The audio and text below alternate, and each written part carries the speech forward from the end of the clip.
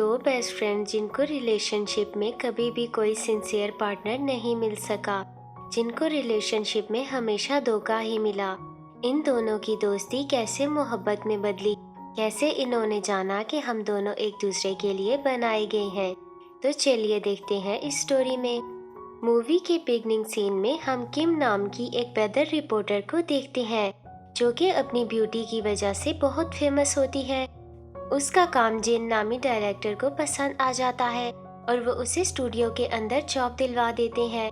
फिर scene shift होता है जुनसू पर, जो कि किम के बचपन का फ्रेंड है और उसने अपने रूम को बहुत अच्छे से डेकोरेट करके रखा हुआ होता है ताकि वो अपनी गर्लफ्रेंड को मैरिज के लिए प्रपोज कर सके। वो अपनी गर्लफ्रेंड के पास आता है तो वो उससे ब्रेकअप कर लेती है। जुनसू के साथ पास्ट में भी ऐसा बहुत बार हुआ है कि उसका ब्रेकअप हुआ है, उसको कभी सच्चा प्यार नहीं मिला। वो सैड होकर अपने अपार्टमेंट में वापस आ रहा होता है तो उस रूम में आग लग जाती है क्योंकि जुनसू ने वहाँ कैंडल्स जला रखी थी। पुलिस जुनसू को अरेस्ट कर लेती है। जब ये बात किम को पता चलती है तो वो पुलिस स्टेशन में जाती है जुनसू की बेल करवाने। सब ऑफिसर्स किम के फैन होते हैं और उसकी बात मान लेते हैं और वो जुनसू को जेल से आज़ाद कर देते हैं। इसके बाद वो दोनों एक बार में ड्रिंक करने जाते हैं, जो कि मीना की होती है और वो उन दोनों की बहुत अच्छी फ्रेंड भी होती है। किम बहुत ज़्यादा ड्रिंक करने लगती है और वो हमेशा की तरह जुनसू को काफ़ी बुरी बातें सुनाती है और मारती भी है। यहाँ हमें ये पता चलता है कि किम को डायरेक्टर जिन से बहुत मोहब्बत है, मगर वो इसका कभी इजहार ना कर सकी। किम काफ़ी ज़्यादा ड्रिंक कर लेती है तो जुनसू उसे अपनी बैग पर उठाकर घर ले जाता है। नेक्स्ट डे जब किम जागती है तो जुनसू के घर में होती है, क्योंकि वो अक्सर रात रहने के लिए जुनसू के घर आती है।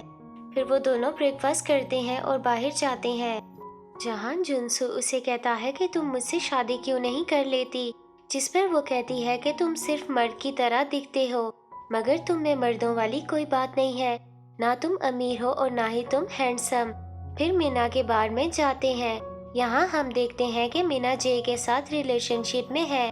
बातों के दौरान किम उसे कहती है कि हम किसी भी टॉपिक पर बात करेंगे सिवाय मोहब्बत के, क्योंकि मोहब्बत नाम की कोई चीज़ भी नहीं होती।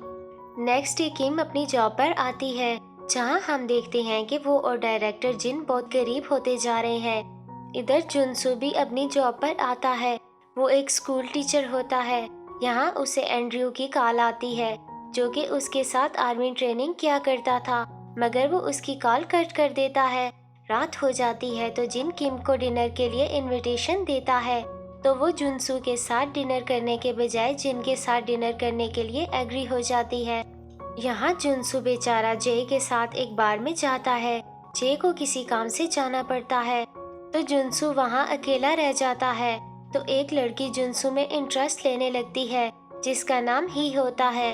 तो वो बहुत खुश हो जाता है, क्योंकि बहुत टाइम बाद उससे किसी लड़की ने अच्छे से बात की है। वो जुनसू के साथ डांस करती है और एक रूम में ले जाती है और साथ रात रहने का कहती है। तो वो कहता है कि मैं ऐसा नहीं हूँ, मैं ये नहीं कर सकता। जुनसू की इस बात पर ही बहुत इम्प्रेस हो जाती है। इधर किम जिन के साथ डिनर कर रही होती है और वो काफ़ी बातें भी करते हैं। फिर अचानक से जिन की वाइफ की कॉल आ जाती है और उन्हें किम को वहाँ अकेला छोड़कर वहाँ से जाना पड़ता है।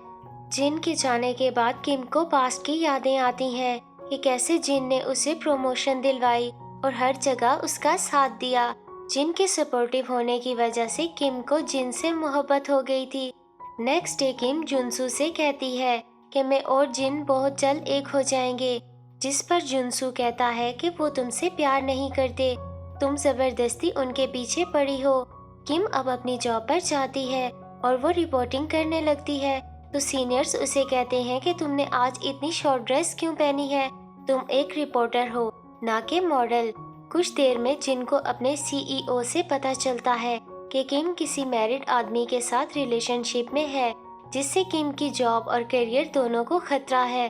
तो जिन को डर होता है कहीं सबको ये पता ना चल जाए कि वो आदमी मैं हूँ। इसके बाद वो जाकर किम को बताता है कि मैं तुमसे प्यार नहीं करता, अगर किसी को हमारा पता चला तो हम दोनों की जॉब जा सकती है। इसलिए अब हम दोनों को एक दूसरे से दूर रहना चाहिए। ये सुनकर किम बहुत शॉक्ड हो जाती है।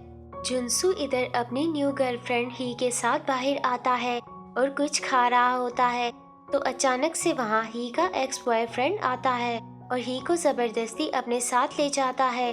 जुनसू को बहुत शदीद दुख होता है कि उसकी लव स्टोरी चलने से पहले ही खत्म हो गई।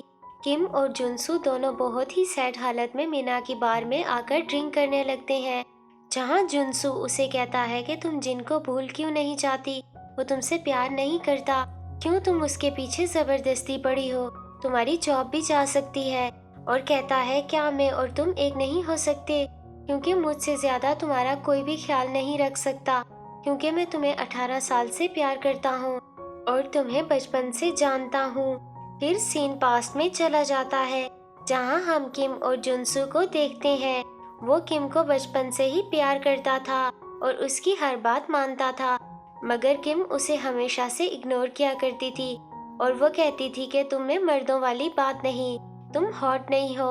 और वो उसे एक राइड में बैठने का चैलेंज करती है कि मुझे प्रूव करके दिखाओ कि तुम ब्रेव हो, जहाँ वो डर के मारे बेहोश हो जाता है क्योंकि उसे हाइट से फोबिया होता है।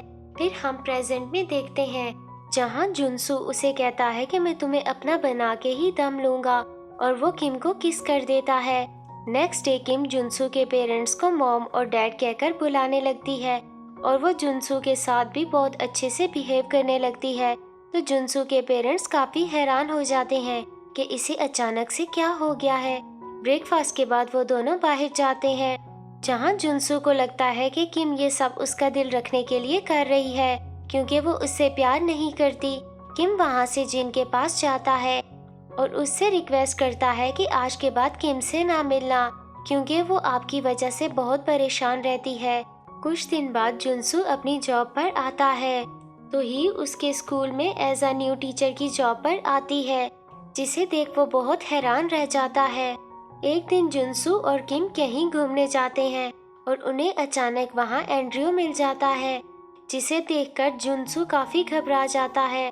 फिर वो तीनों डिनर करने जाते हैं, तो जुनसू को किसी काम से वहाँ से जाना पड़ता है। किम और एंड्रयू यहाँ अकेले रह जाते हैं, जहाँ वो उसे बताता है कि मैंने आर्मी की ट्रेनिंग के बाद से फोटोग्राफी को प्रोफेशन बना लिया है और मैं तुम्हारी फोटोज भी छुप छुप के क्लिक करता रहता हूँ, जिस पर वो कहती है कि अच्छी बात नहीं है। वक्त गुजर जाता है, यहाँ किम और एंड्रयू और वहाँ जुनसू और ही करीब होने लगते हैं। एक दिन जुनसू और ही कहीं जाते हैं, जहाँ जुनसू उसे हर बात पर किम के साथ कंपेयर कर रहा होता है, जिस पर उसे बुरा लगता है और वो वहाँ से नाराज होकर चली जाती है। नेक्स्ट डे ही उसे बताती है कि मुझे पता है तुम्हारे दिल में किम के सिवा कोई और नहीं आ सकती, और उनकी कहानी यहीं खत्म हो जाती है। आहिस्ता आहिस्ता किम और एंड्रयू की अंडरस्टैंडिंग होने लगती है। किम अब जुनसू को इग्नोर करने लगती है। कुछ दिन बाद वो तीनों एक होटल में जाते हैं, जहां जुनसू खाने का बिल देने जाता है, तो एंड्रयू किम को अपने साथ वहां से ले जाता है और वहां जुनसू अकेला रह जाता है और इस हरकत पर वो बहुत ज्यादा सैड हो जाता है। यहाँ एंड्रयू किम से कहता है कि हमें एक होने के लिए तुम्हें अपनी लाइफ से जुनसू को निकालना होगा। इस पर वो खामोश रहती है, तो वो उसे कहता है कि मैं तुम्हारा इंतजार करूंगा।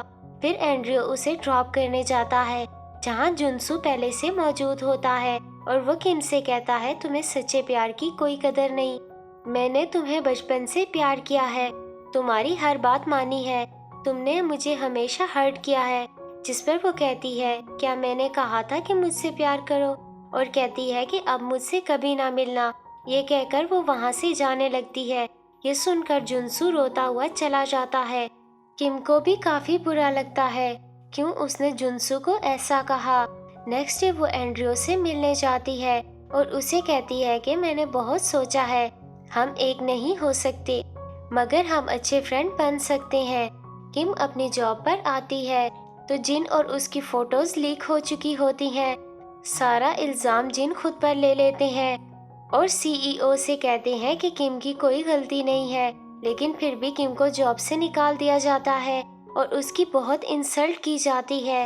अब उसकी बहुत बदनामी हो चुकी होती है जब ये बात जुनसू को पता चलती है तो वो किम के घर जाता है उसे हौसला देने, मगर वो वहाँ मौजूद नहीं होती।